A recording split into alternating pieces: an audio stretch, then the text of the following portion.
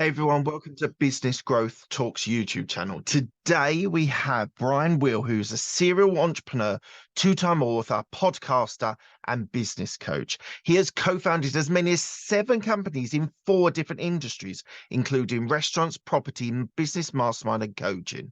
Brian's coaching business helps clients develop a personalized business plan to reach their goals.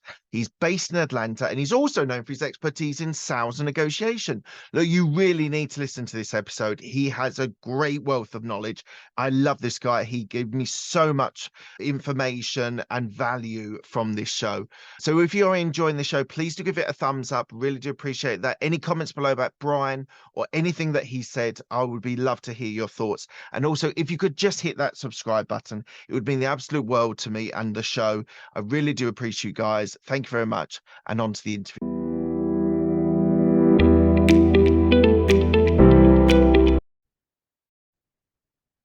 Today we have Brian Will, who is a serial entrepreneur, two-time author, podcaster, and business coach. Brian has co-founded 7 companies in 4 different industries, which include restaurants, property, business mastermind, and coachings. Brian has 2 books, which are called The Dropout Millionaire and Know the State of Sales and Negotiations. These books are lessons that help entrepreneurs succeed in business, sales, and negotiations. His coaching business helps his clients develop a personalized business plan to reach your goals. He's a successful podcaster with the Dropout Multimillionaire. Brian's message is that his background should not limit you, is hard work, learning from mistakes, and embracing the power of mentorship. Brian is based in Atlanta, and also you can find out more at www.businessgrowthtalks.com. Thank you very much, Brian, for joining me. How are you today? Mark, how you doing? I'm good. I'm excited to be on the show today. This is going to be fun.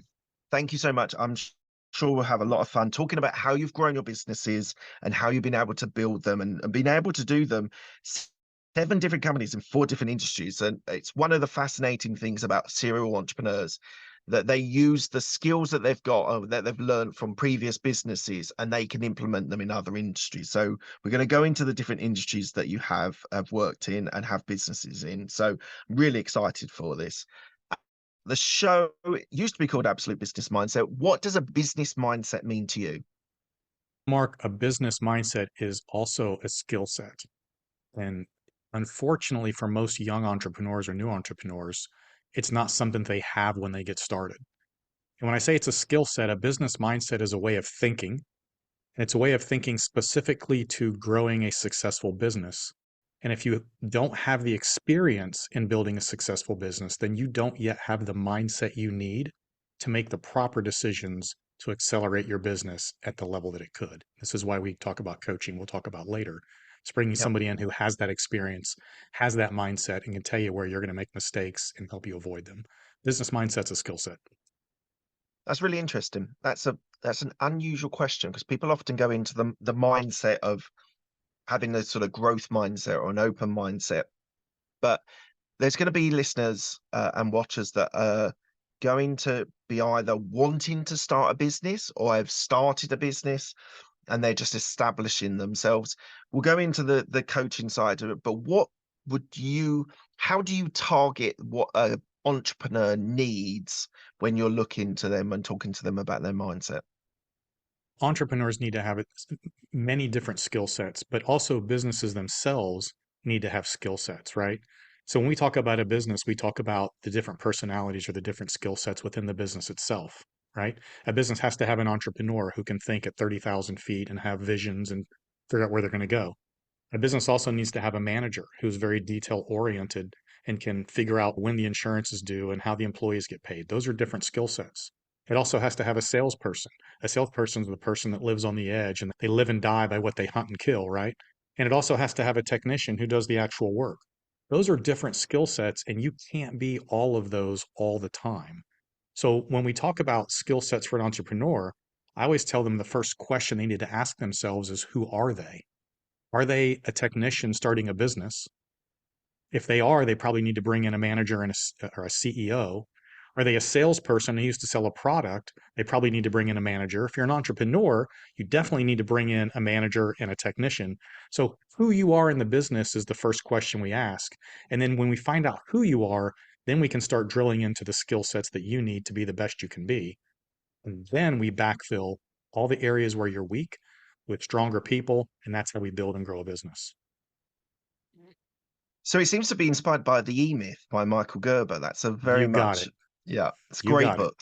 It's an absolutely inspiring book. So anyone that's One of my listening, The favorite. E-Myth, yeah, absolutely. And he talks about those three layers that you need to be or need to be able to be. And yeah, no, great book. I'm glad. Two books that are really coming up a lot in as entrepreneurs and business owners on my show, which I'm like really prioritize. The E-Myth and Profit First. I can't remember the Hmm. author. Both really good books for building businesses. Thank you for sharing that. I tell you a secret, Mark, I've written. So if you looked at my bookshelf, 200 books up there, right? The books that I've written are really just all the ideas I've pulled off of every other book out there and then put them into my own way of saying and thinking and doing. So that concept I just told you is definitely through the E-Myth, but also woven into my book and how we build Yeah. businesses. Oh, absolutely. And to be honest, there really isn't necessarily anything that really original that people can say when it comes to business and growing businesses. It's already there, and that's the fascination that I have for authors, and they just put their different twist on it, which makes it very individual to the author. 100% agree, and you can see some of the books behind me are business books. Yeah, I 100% agree that as a method to not just write books but actually grow businesses as well. Tell me one thing about one thing in your upbringing which reflects on who you are today. Actually, I have a third book. It's the first one I wrote, and it's about my upbringing, my childhood, and overcoming trauma. I came from a rough childhood, failed out of high school, got kicked out of the house, started life with a chip on my shoulder, didn't have any place to go, joined the military, got off active duty, couldn't hold a job, so I started my own business. So, really, my genesis into the business world and building businesses came from the fact that I had basically no education, no discernible skills, and had to figure out how to survive. I knew I wanted to succeed. I wanted that so badly I could taste it, but had no idea how to do it. So I went into my own business and I failed and failed for years and years, but I learned from every single failure. And that learning process, by the way, a lot of entrepreneurs don't learn from their failures, and that's why they don't ever succeed. But I learned from those failures, and in the process of learning, grew into a person who does what I do today. And we'll talk about the books in a minute, but just I want, as you mentioned, and I saw on the research that you had a military background. Mhm. As someone that came from not very much and unfortunately unsuccessful in education, was the military the education that you needed? It was the initial discipline that I needed. Right, Right? So I'm the kid who failed out of high school because I just didn't go. It wasn't because I wasn't smart, just because I just didn't go. right. And after I failed out, I ended up getting back in to graduate, but I was told that I had to leave the house when I graduated high school, so I didn't have any place to go. So you take a kid with a chip on his shoulder with a bad attitude who hated authority, and of course he joins the military, right? Where you Mm. get told what to do every second of every day. But it was that discipline that allowed me to start putting in check some of the issues that I had with listening and with authority that helped me later on in life. Amazing. A lot of the people that come on my show either start from sales backgrounds or military backgrounds because they both need a sort of very good skill set for business. Like obviously sales is important because you get knocked down, you have to stand back up and make another phone call, make another, go to the Hmm. next meeting. Where military, I've heard this a lot, the discipline that they can then implement in their lives once they've finished in the military always puts them in good stead for the rest of their lives because it's interesting you say about authority as well, that idea of not wanting to subscribe to authority. As an entrepreneur and as business owner, you're really looking to buck the trend, aren't you? You don't want the 9 to 5 job, you don't want the corporate job, you don't want the career, you want to do something your own way. Was there, when you came out of the military, was there a sort of like kickback on the authority that you had there to be able just to do your own thing and be able to have that freedom that you wanted? I'll tell you two things. Number one, the military, one of the most important things it does is it teaches you that in the face of adversity, you have no choice but to go on, right? Right. You got to get up every morning at 4 o'clock. I don't want to do it. You don't have a choice. You do it. I don't Mm. want to go run. You don't have a choice. You do it. No matter what the circumstance is, you don't have a choice. You have to push through and go do it because that's what you do and that's who you are. That's the Yeah. same in business. When you're in Mm, business, mm, when when it hits the fan and things are falling apart, you have no choice but to move on. And I think that's where a lot of military people bring that skill set in of, what do you mean you right. quit? I don't understand what that means. You don't have the choice of quitting, you just move on. So Yeah. I think that's the importance of the military, similar to sales, right? You get a no, you got to go out and do it again and do it again. Yeah. Same skill set. For me personally, I grew up, I told you a little bit about the background, but I had a grandfather who was an entrepreneur in the purest sense, third grade education from Mississippi, but he owned a company that did paving. He owned a couple of car lots. He bought and sold equipment. He was just this entrepreneur in its purest sense. And I used to hang Mm, out with him in the summers when I was little. And I don't think I ever thought, oh gosh, my grandpa's an entrepreneur. But I always thought I wanted to be like him and live right. his type of life where he would get up and do his own thing and when he wanted to do it, how he wanted to do it versus my own parents who had that 9 to 5 job working for a Fortune Yeah. 500 company. It's interesting when you look back at your life, how the dots connect and how everything comes together. And you look back and go, oh, wow, okay, I know where the genesis of that came from. Let's talk about one of your books, The Dropout Millionaire. So the strapline is how to succeed in business with no money, no education, and no clue. So we've talked about the no money and the no education. I want to target that sort of no clue. So how did, when you were writing that book and reflecting on what had happened to you previously, how did you get from having no clue to be able to run 7 businesses in 4 different industries? You fail a lot. And as I said earlier, when you fail, you learn. So everything you go through, and we did this in the military again, we do post failure analysis or post success analysis. This is what Yeah. went wrong. Now, if I can figure out how to never do that again, Mm, then I get to move forward. And by the way, I failed again. And if I can figure out how not to ever do that again, I can move forward. So if we learn from every failure, you will eventually eliminate most of the things you're going to fail at, and you will figure out how to succeed. That's, if I have a superpower, it's learning from failure. And I ask people this question to put it in perspective. I would say, hey, Mark, do you know anybody who, like, everything they touch seems to turn to gold? It's, wow, he did it. He did that work. That's because they have learned how to succeed. And I bet other people, when you go, good Lord, that person can't succeed to save their life. And that's because that person never learned from the failures. I know business people who fail over and over and over because they don't learn. And in fact, it brings me back to that old cliche that you have to fail to succeed. And I cringe when I hear that because that is not true. Failure leads to failure. Learning from failure is what leads to success. And the people who will fail and learn will keep going up, up. They'll succeed more and more. And again, depends on where you start. I always call it the 100 steps to success. I started at 0. I had to learn 100 things to get where I wanted to go. Some people get to start at 50. Some people start at 90. They had the best parents, they had money, they had education, they had, some people start at -10. Wherever you start, you are going to have to go through all those lessons to get where you want to go. But it's a product of fail, learn, fail, learn, fail, learn, fail, learn, and succeed. It took me 20 years of being broke and chasing money and just life sucked until we finally got it to the point where it worked. And then once it worked, you take those same success principles and you apply them over and over and over. What was one of the biggest failures, like your catastrophic sort of level failure? Because we all talk about iterations and you get better every day, and then suddenly you're 365 times better than you were on day one of that year. Talk to me about one of the bigger failures that you had to learn from. Crazy. My first company was a landscaping company. I had no idea when I started doing this landscaping company, but I am what I call ambitiously lazy. I always try to figure out a better way to do something so I don't have to work as hard. And I had built it over 8 years into 7 different franchises. I was the franchisor. We had all these franchises, and the entire thing fell apart. When I was 29 years old, I lost everything. We went from $7 million in revenue and 7 offices, and I had my house and a couple rentals and a Mercedes and a sports car and a motorcycle, and I was going on vacations, and I'm over in the Bahamas scuba diving, and my whole world fell apart because of 2 lessons that I've carried with me the rest of my life. Number one, the majority of my business was wrapped up in one client. Okay. We had one general contractor that hired us to do all this big commercial development. And when they Right. fired us, I lost 80% of my revenue. And when I lost my revenue, all my infrastructure costs did not go away. You still had payroll that you could fire, but all that infrastructure costs did not go away.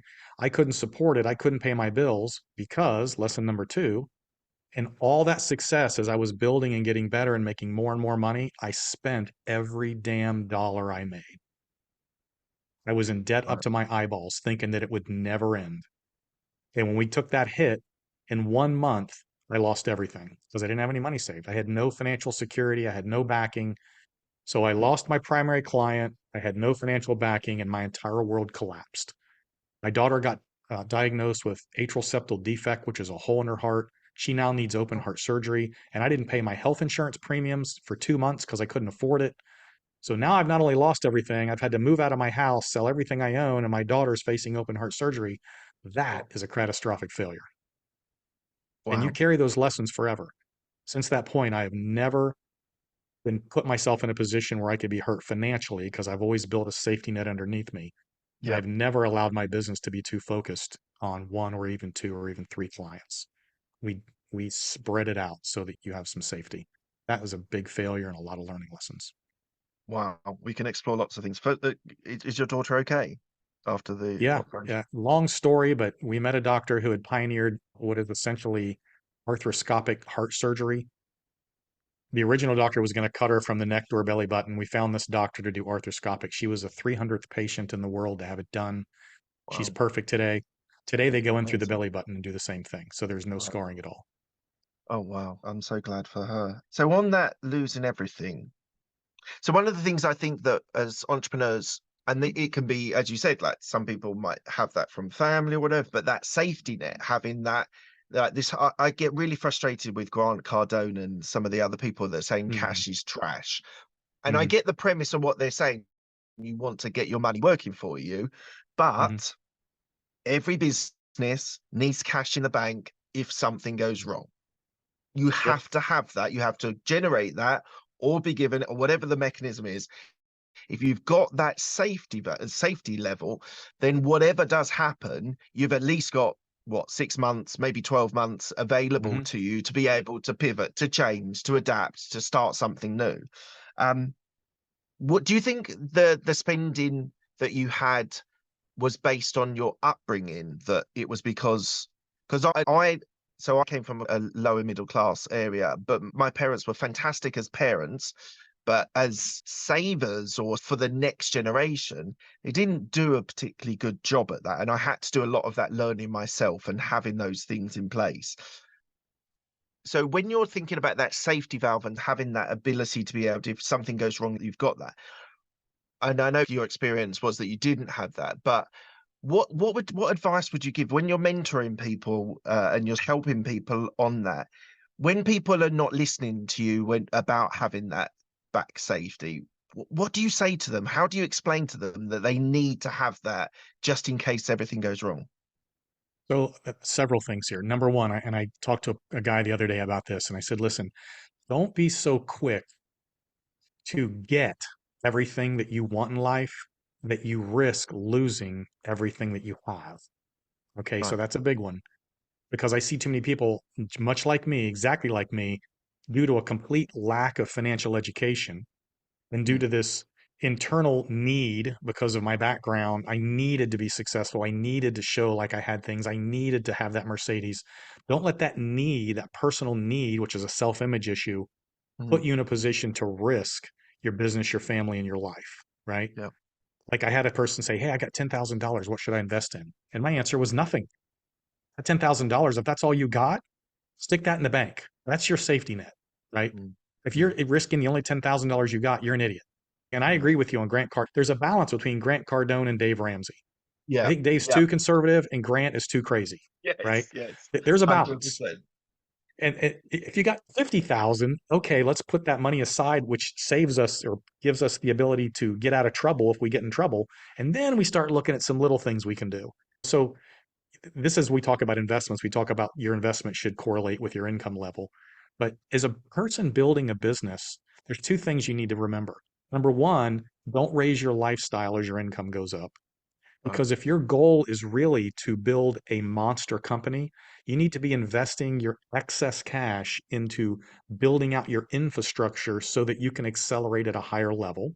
That's a Yep. big one. This is the delegation process of hiring the other personalities. And number two, always be prepared for something bad to happen that could take mm, you out of the game. And by the way, what happened in 2020?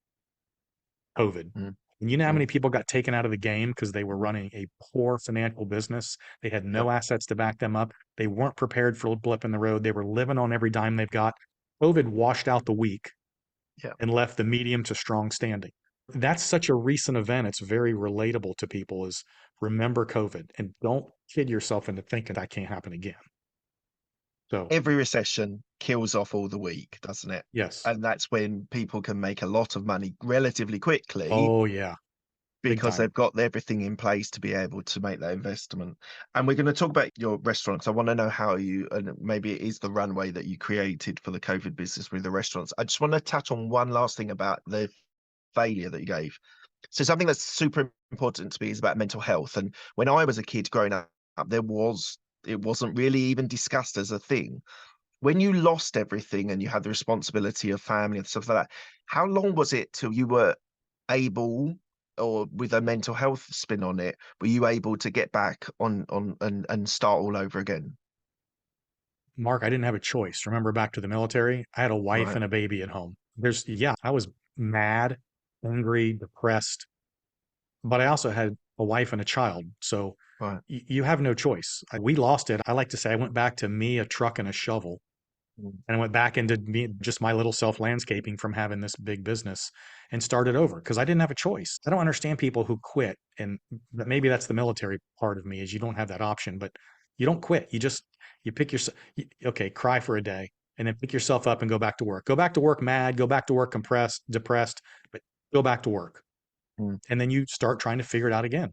And let me tell you, within 6 months of that, I got out of the landscaping business and started an insurance agency, which I knew nothing mm, about, absolutely nothing. And 18 months later, I sold that to a venture capital firm and was a millionaire. So right. you just have no idea what's going to happen in your life. And again, if you can go back and look at your life and connect those dots, Mm, if the landscaping company hadn't failed, I would mm, have never got into the insurance business, which means right. I'd have never done my first venture capital deal or the second venture capital deal or the private equity deal or became a consultant to Fortune 500 companies. I wouldn't have what I have today. Yep. That failure had to happen for me to move on to the next step. So I have people in my company, something bad will happen and they say, aren't you upset? I'm like, no. First of all, it's not big enough that it's going to hurt me. And second, I'm telling you, every bad thing that's ever happened in my life led to something better. Mm, Not mm. automatically, but because I'm always pushing forward and looking for that better thing to come out of whatever just fell apart on me. And that's a mindset, by the way. Absolutely. So let's talk about your business mentoring. So you currently you're working with clients one to one, which is great. What's your sort of ideal client? Who are the people that you're looking to help?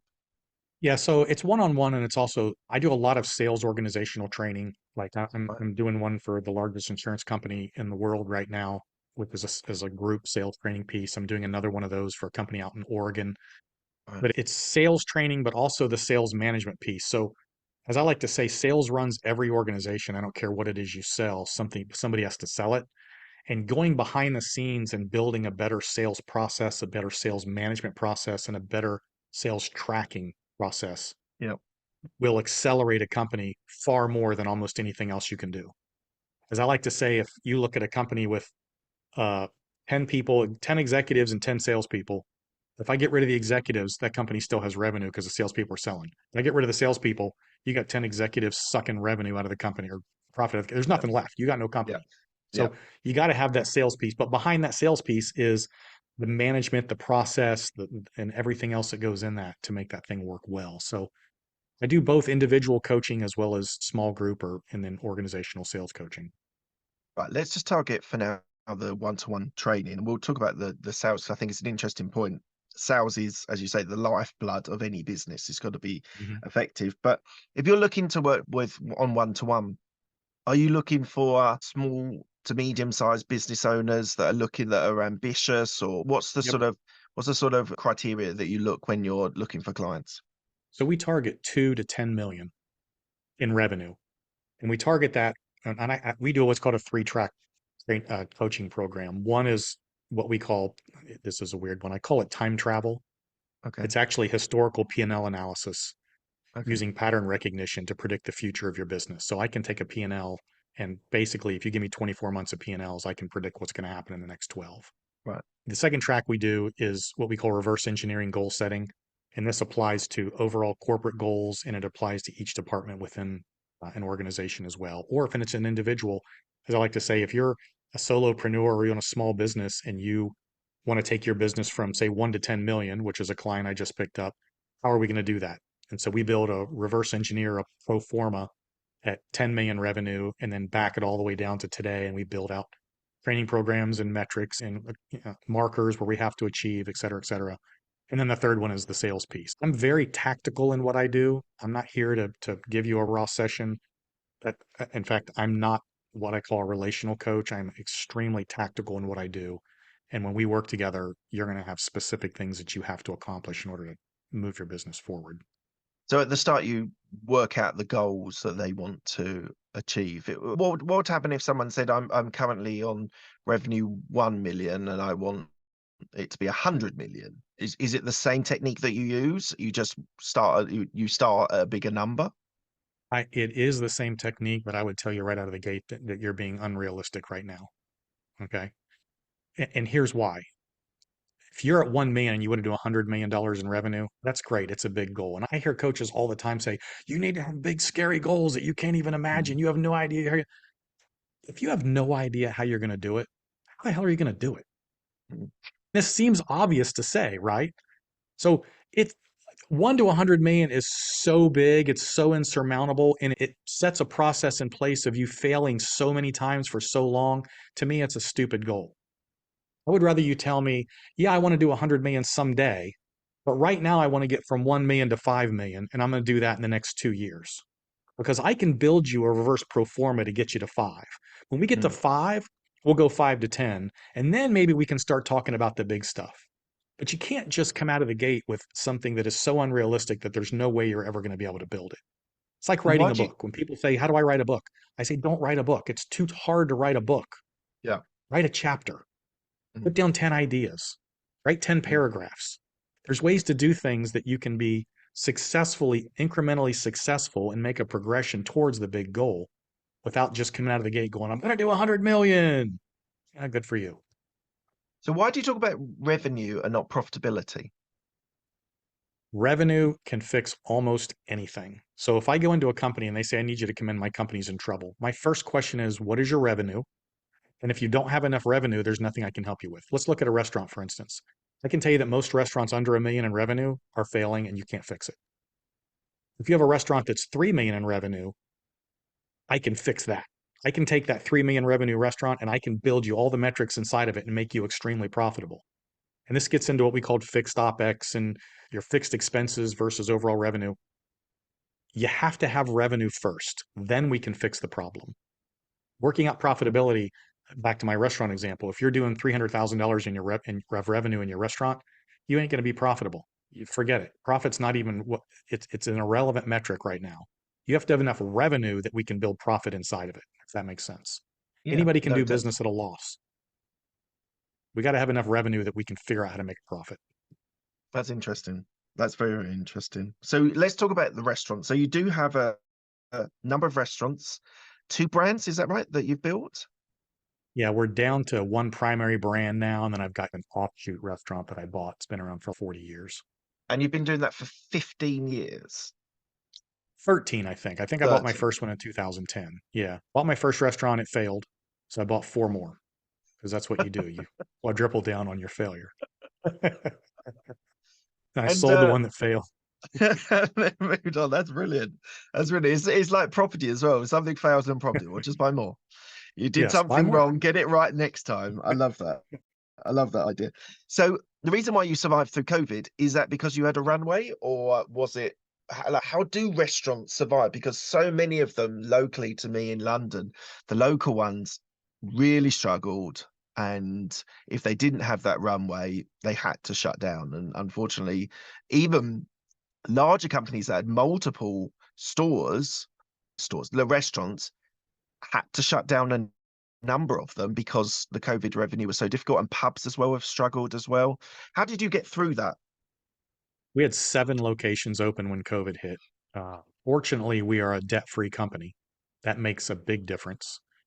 We were able to go in and negotiate deals with all of our landlords to get rent abatements done. So that was huge. Unfortunately, I had to lay 150 people off in one day, and that sucked. Yeah. I kept 2 people on payroll. We had some money in the bank, which helped us.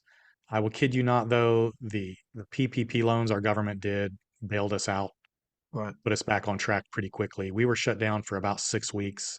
We lost, of the seven, we lost one right out of the gate. It was never able to recover. And then another one we sold, which brought us back down to five. So we did lose two of our seven, essentially. But the rest of them were such strong players, we were able to bounce back pretty quick. And I think you're right. So in the UK, we had bounce back loans, the equivalent of those sorts of things, and it was definitely a requirement to keep that industry going. But there is something very inherently, it feels to me inherently unstable about hospitality as a whole. So restaurants, pubs, hotels to an extent as well, isn't that Mhm. sort of, and the sort of conference suites. How do you keep how have you managed to keep it going for 13 years with so many different, like, oh 07, oh 08 probably cut down a lot of people there as well with restaurants. How does what is the secret sauce that you've been able to do, be able to keep them going through those all those 13 years? So I will tell you that this is my secret, and it's not the only secret, but this is what I've personally learned in the restaurant business. And this is from I've had 13 restaurants now, and of the 13, five of them failed for different reasons. But in each one of those failures, we figured out why they failed. One of the things that I've learned from my successes and failures is that you're either a brand or you are a destination. Okay.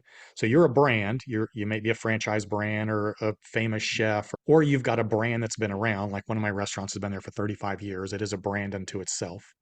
Yeah, Or you're a destination, right? So for instance, I have a place on Clearwater Beach. It's on the beach.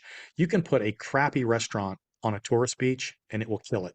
You can have bad food, bad service, ugly employees, and people are still going to go there because they're a captive audience, right? yeah, yeah.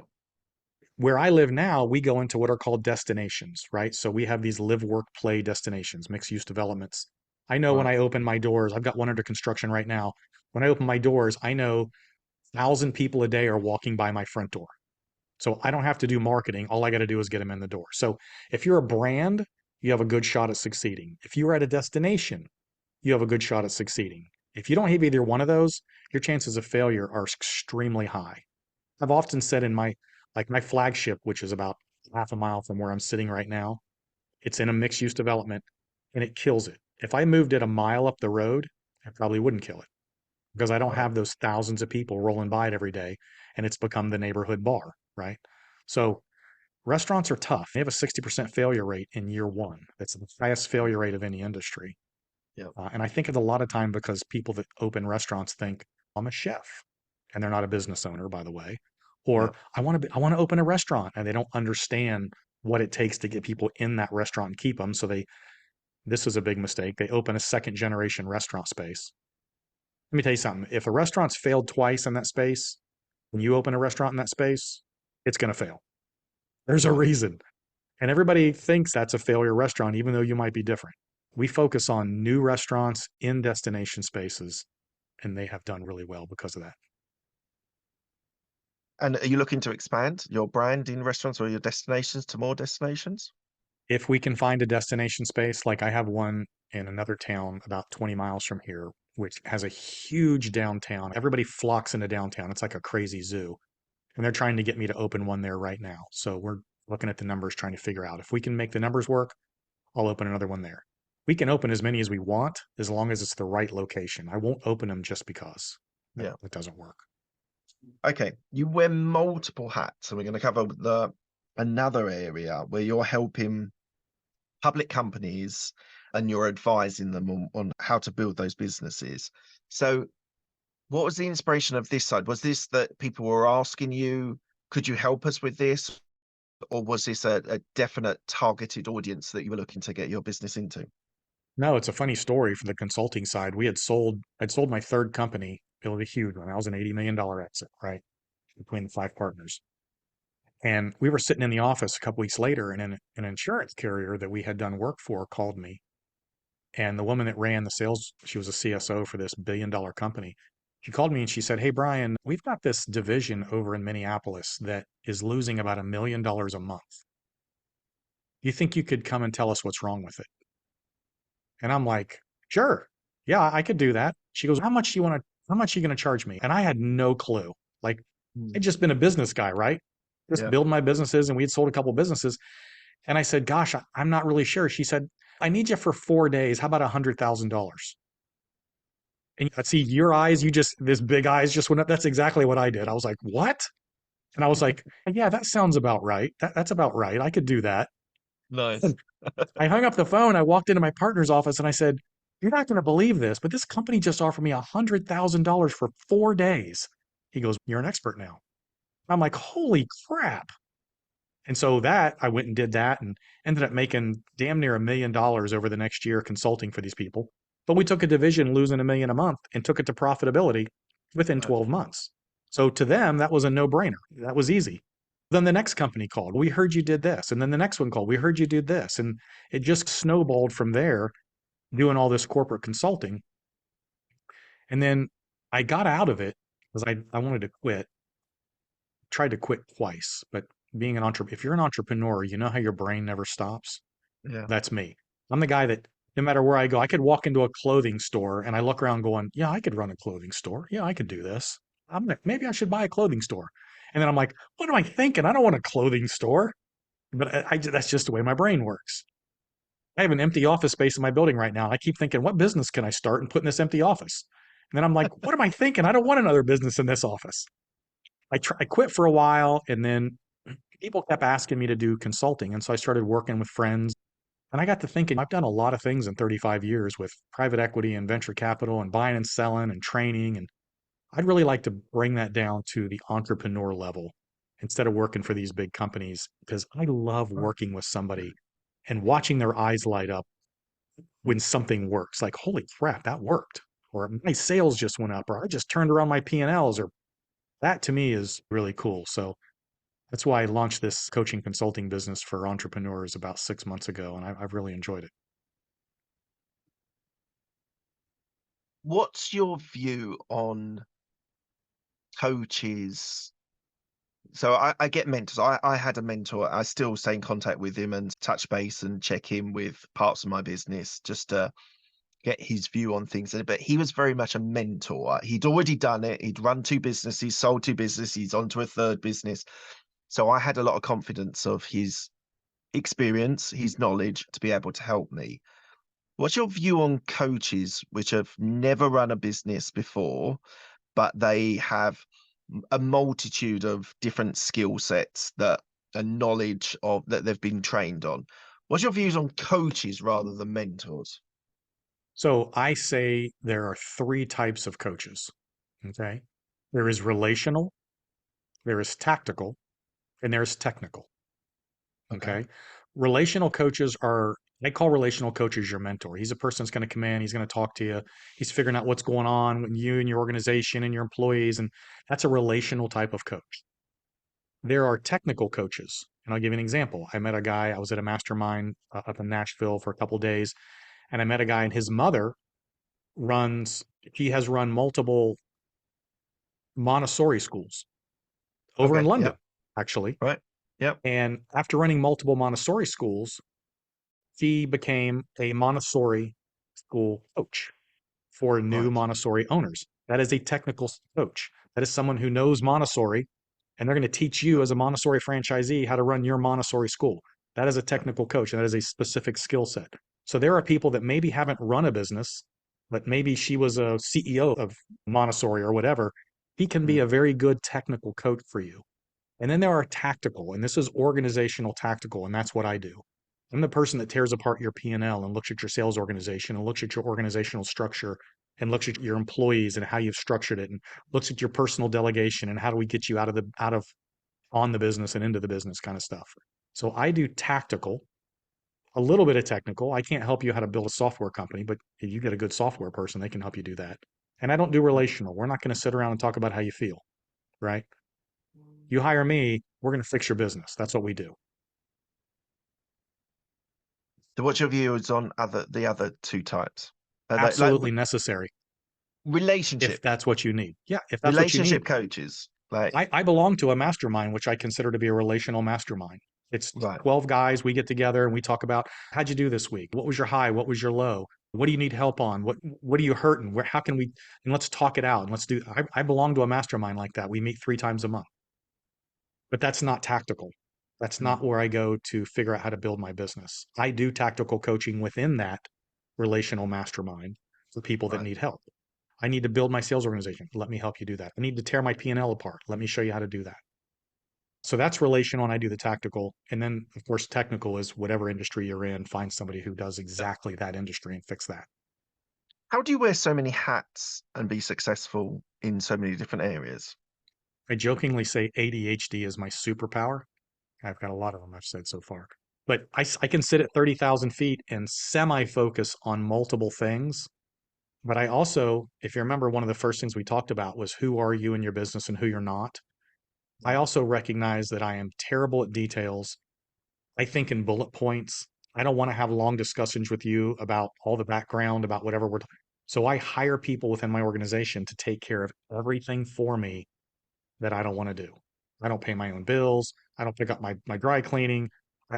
I don't call the people. I hire people to do everything detail wise so that I can literally just sit at the top and say, do this across different organizations.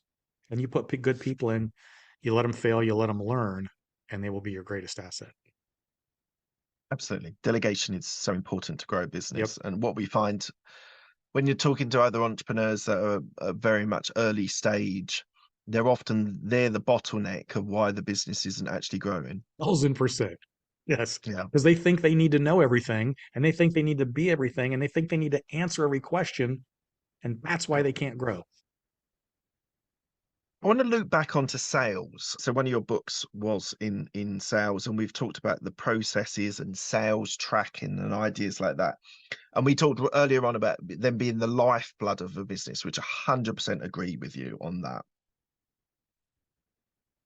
What makes a good salesperson for a company to be able to grow their business? So this starts at the organizational level.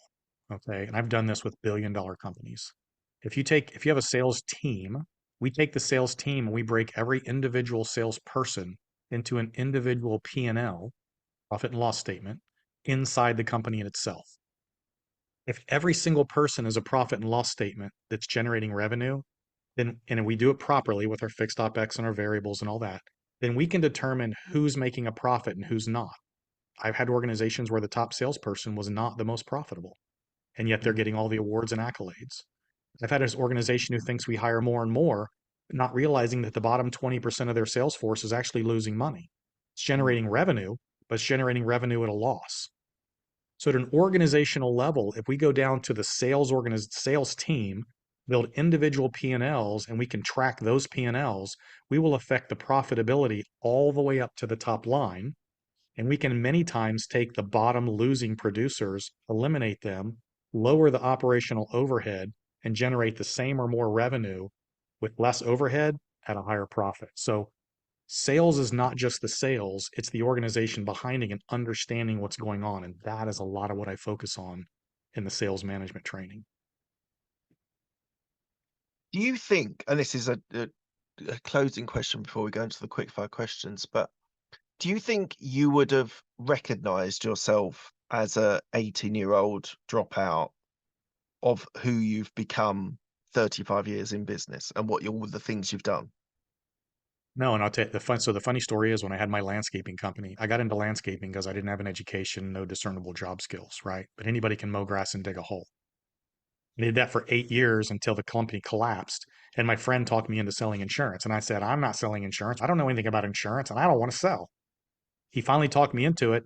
My first week, I was a top salesperson in the insurance agency that I went to work for. My first week, having absolutely no idea what I was doing. Within 6 weeks, I was 50% of the production of 15 people. There were 14 people and me. and I was 50% of the. And I remember thinking, I can sell. Who knew? Like it was a hidden talent. I had no idea that I was actually good at selling. Who knew? I was a landscaper. I dug holes, I mowed grass, and suddenly I realized I had this skill set of not just selling, but then teaching people how to do the same things I did. And then we started building companies around it. But yeah, no, I had no idea. All I knew when I was 18 was everybody thought I was dumb. I thought I was dumb. I wanted the world and I was willing to do anything to get it. And I was willing to bust my ass and I was willing to move through walls. That's all I knew. How I was going to get where I was going, I didn't have a clue. And that became the process that I went through over the next 20 years. Amazing. Amazing. It's been a really inspiring story that you've given me about your life and where you've come from and where you've achieved. That's amazing. Look, we're coming to the end of the interview. I ask the same 6 questions to all of my guests. They're quick fire questions. They don't need a quick fire answer. First question is, what's the best decision that you've made? Stop taking my own damn advice. That's actually a podcast I did about a year ago. And this gets in back to the coaching and the mentoring. If you've never built a successful business, you don't know how, and you need to listen to somebody else. And it took me 15 years before I realized I didn't know what I was doing. I started listening to somebody else. My worst decision was listening to me. My best decision was when I finally broke down and said, okay, you know what? I haven't succeeded. Tell me what to do. What's the best piece of advice you've been given? Best piece of advice I've been given. This comes back to, I don't know if you can think about American baseball, but it was one of my Yes. landscaping days, and I was doing some landscaping on a third baseman for the Braves. His name was Terry Pendleton, and he had just moved into Atlanta. And I met him, and we got to be a little bit of friends. And I was talking to him, and I said, Terry, why do all these professional athletes go broke? And he said, Brian, that's easy. You have people with no financial education who suddenly become millionaires and think that they are suddenly financial geniuses, and they're going to turn millions into billions. And that's a mistake. Just because you're good at what you do and you can make money at it does not mean that you are a financial genius. And if you forget that, you're probably going to go broke. Yeah, good advice. Really good advice. You always see with the lottery winners, they Yes. win 1 million or 10 million, they'll be bust in maybe 5 or Hmm. 10 years' time because they just don't have the financial clue on what to do. So yeah, Yep. 100% agree with that. Who's helped you most in your career? My first big mentor, his name was Steve, and he was the senior partner of our internet company. And he's the reason why I have what I have today. So he had come in and invested in my business and then gave me equity in the internet company. Right. And he put a $500,000 in. And 9 months later, my CPA came into my office and he said, you need to shut the internet thing down. You've lost a $500,000. You're going to go broke. And I said, we've lost a $500,000. He goes, yeah, you've made no revenue. You got to shut it down. Steve comes into my office the next day and he says, Brian, we're going to invest another $66,000 to buy more servers.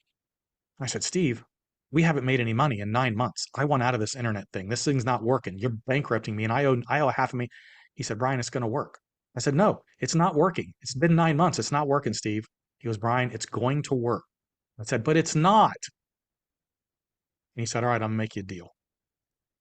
You owe me nothing. You don't owe me the $500,000 I put in. You give me my equity back in this company and we'll walk away as friends because I don't want money to ever come between us. And I sat there and stared at him for a few minutes. And this is a guy at the time worth $20 million and I'm worth $20. And finally, after about a minute, I looked at him and I said, all right, Steve, if I'm going down with you. So I'm in. He said, all right, from now on, don't question me and don't ever say that again, but let's build this thing. And we sold the company for $80 million 18 months later. Amazing. I was this close to losing everything in my life. Everything I've got today, if I'd have said I'm out, I wouldn't Yeah. be sitting here talking to you today. Yeah. So Steve made the biggest impact in my life. And that was the day when I said, you know what? I'm going to listen to you. That was my first day. I said, I'm going to listen to you. I'm going to do what you tell me.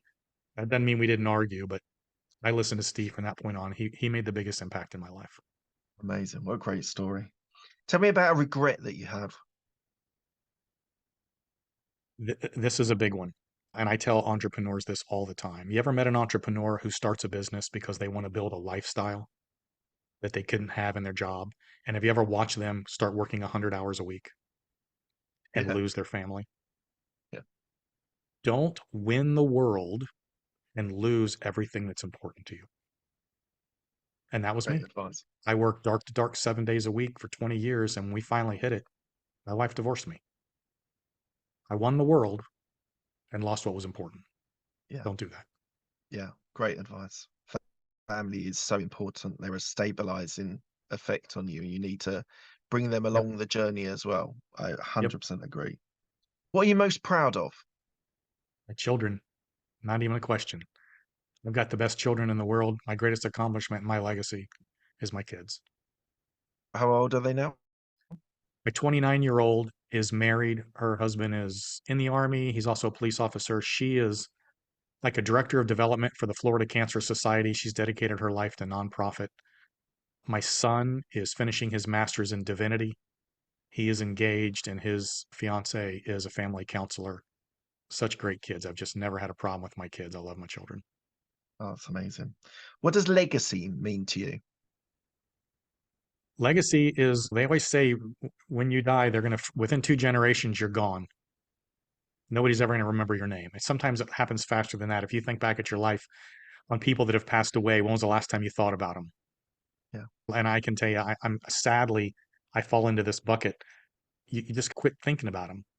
So legacy to me is how my children turn out and what impact they can make on the world when I'm gone, and then my grandchildren and whatnot. It's not going to be about me anymore because my great grandchildren won't even know who I am. But if I can help my children be the best they can be, and they can go on to help their children be the best they can be, that's pretty much the only legacy we've got. that's amazing. Amazing. And lastly, where should people go if they want to find out more about you? BrianWillMedia.com. Brian Will Media is my website. My podcast is on there. My books are on there. My coaching programs are on there. Pretty much everything. I'm on all social media platforms. You can Google me. That's my favorite thing in the last 6 months, Mark. I love when people say, "Who are you?" I say, "Google me." Amazing. Yeah. Look, thank you, Brian. Thank you so much for this interview. It's been inspiring. And I hopefully people that are listening to this and watching this can glean some really great insight into growing businesses. And I love that idea of that everyone's got to do 100 steps, but wherever you start, I think that's a really good reflection of society and where people are in this world. Thank you so much for your time today. I would urge anyone that wants to find out about him to go to his website, check out his podcast. And if he can help you, I'm sure if you reach out to him, he'll be able to help you. Thank you, Brian. Thank you so much for your conversation today. Mark, this was awesome. Thank you.